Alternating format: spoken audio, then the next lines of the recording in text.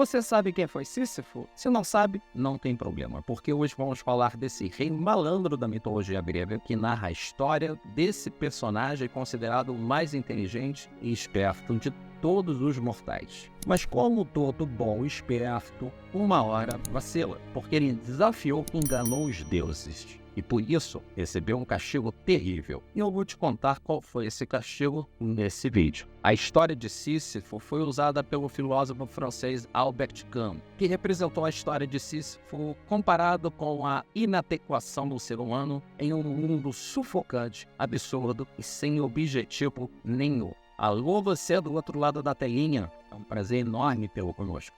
Eu sou o João Castelo e você está agora em Casos Marcantes. Mas antes de começar, se inscreva, deixa o seu like que é muito importante para a gente e assista até o final. E dê sua opinião em relação ao mito e aos dias de hoje. Se assistir até o final, com certeza você vai entender. A mitologia grega conta que Sísifo foi rei e fundador de um território que hoje se chama Corinto, localizado na região do Peloponeso. Seus pais eram Elo e Enarete, e sua esposa Mélope. A história do mito começa assim. Um dia, Sísifo, caminhando tranquilamente pela rua, viu uma águia carregando uma mulher, mas percebeu que não era qualquer mulher, era a bela Egina, que tinha sido sequestrada a mando de Zeus. Para quem não sabe, Egina é filha de Azul, que é o deus dos rios, que estava desesperado e muito abalado com o sumiço da filha. Sísifo então percebeu que Azul não estava muito ligado às ideias. E malandro é malandro, Sísifo pensou que poderia tirar vantagem da informação que tinha para benefício próprio. Foi até Azul e fez um acordo. Pediu que criasse uma nascente em seu reino. Em troca, contaria quem havia sequestrado a sua filha. Azul nem sequer pensou duas vezes. E o pedido foi prontamente atendido. Zeus, ao saber que foi Sísifo que o havia dedurado, ficou possesso e já enviou de imediato Thanatos, o deus da morte, para levá-lo para o submundo dos mortos. Mas como Sísifo era muito esperto, pensou uma forma de enganar Thanatos. E não é que conseguiu? E você sabe como? Ele disse que o deus da morte tinha uma beleza incontestável. E com tanta beleza, Sísifo gostaria de presenteá-lo com um colar, para deixá-lo mais belo ainda. Mas o colar não era o colar, e sim uma corrente, que acorrentou e manteve preso Thanatos, e permitiu que Sísifo escapasse. Só que isso deu um problemão elevado à 10ª potência. Com o deus da morte aprisionado, houve um tempo em que mais nenhum mortal morria. Você tinha as batalhas, tinha as doenças, mas ninguém morria. Como não estava morrendo mais ninguém, entra um outro deus nessa história, que é Ares, o deus da guerra. Ele um dia estava consultando a sua planilha Excel da época e percebeu que ninguém morria mais em batalha, e foi procurar Thanatos para tirar satisfação. Então ele vai até Corinto e fica enfurecido quando vê Thanatos acorrentado. Ares imediatamente o liberta, para que o mesmo concluísse sua missão e levasse Sísifo para o submundo, e os mortais voltassem a morrer em guerra. Sísifo, sabendo que Thanatos estava na cola dele, mais uma vez usou sua astúcia, e dessa vez precisou da sua esposa Mélope para ajudá-lo. Ele pediu à esposa a não lhe prestar as homenagens fúnebres quando Thanatos o levasse para o mundo dos mortos. Ao chegar ao mundo subterrâneo, Sísifo se depara com Hades, deus dos mortos do submundo. E aí malandro é malandro, depois de um tempinho lá embaixo, foi até Hades e quis fazer uma queixa formal, que sua esposa não havia enterrado de maneira adequada, e que isso estava causando constrangimento com seu corpo exposto em céu aberto. Então ele pede a Hades que o deixasse ir rapidinho por um dia ao mundo dos vivos apenas para repreender a esposa e realizar as honras fúnebres que ele merecia. Mas não foi fácil essa solicitação não, tá? Hades não queria de jeito nenhum liberar.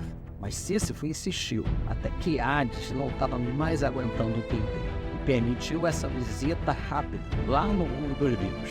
Mas como você sabe, malandro é malandro. Ao chegar no mundo dos vivos, você acha que Sísifo voltou para o mundo dos mortos?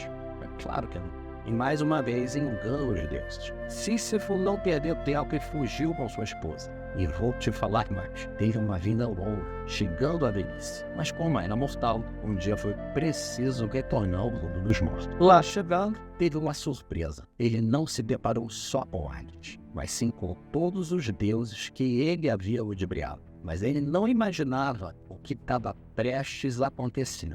Ele achou que seria só uma chamada de atenção, uma punição aqui, outra ali, e que tudo ia ficar beleza. Mas não foi bem assim. Ele receberia uma punição pior do que a própria morte. Que a morte por si só seria louco por tudo que ele fez em vida. Ele foi condenado ad eterno a realizar um trabalho exaustivo e o pior, sem propósito nenhum. Ele teria que rolar enormes pedras, montanha acima. Parece que a sorte tinha realmente abandonado Sísifo, porque quando a pedra chegava no topo, ele já estava exausto e sem forças, e não conseguia mais segurar a pedra. E o que acontecia? Rolava morro abaixo. Então Sísifo deveria novamente levá-la para o cume da montanha. Esse trabalho teria que ser feito todos os santos dias. E quer saber mais? Quer saber o pior disso tudo? O castigo era para toda a eternidade. Ele nunca conseguiu sair da primeira pedra. Mas qual é o grande significado do mito olhando por um lado contemporâneo? A história de Sísifo, narrada por Homero,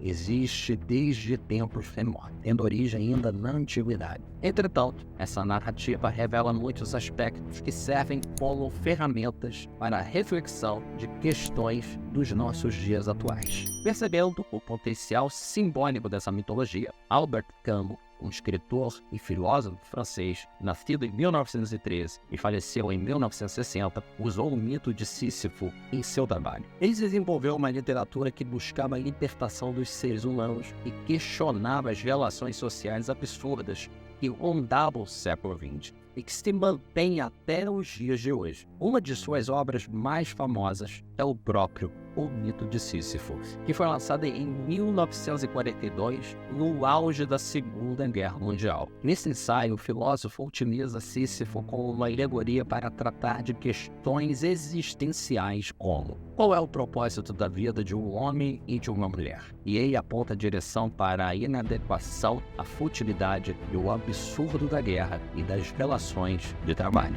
Assim, Camus elabora um cruzamento entre a mitologia e a atualidade, trazendo para o nosso contexto o trabalho de Sísifo como uma tarefa contemporânea, cansativa e inútil, onde o trabalhador ou a trabalhadora não vê um propósito no final, mas precisa continuar a exercer para conseguir sobreviver. Então Camus compara o terrível castigo do personagem mitológico ao trabalho exercido por grande parte da classe trabalhadora, condenada a fazer a mesma coisa dia após dia, e geralmente sem consciência nenhuma do porquê fazê-lo. O mito de Sísifo só é trágico porque o próprio está consciente da inutilidade da tarefa que ele faz. Afinal de contas, Sísifo se torna o proletariado dos deuses. Impotente e revoltado, conhece toda a extensão de sua miserável condição de vida, porque ele pensa todas as vezes quando tem que pegar a enorme pedra lá embaixo e refazer o trabalho novamente, e sobe questionando o motivo concreto para tal serviço. Talvez a pergunta mais importante que a gente deve fazer é por que fazemos o que fazemos todos os santos dias? E o mais importante, qual é o grande propósito da minha vida nesse mundo? Qual será a minha recompensa? O que me aguarda no final? E aqui termina mais um caso marcante. Muito obrigado pela sua presença, um forte abraço, fiquem com o Papai do Céu no coração e até o próximo vídeo. Fui!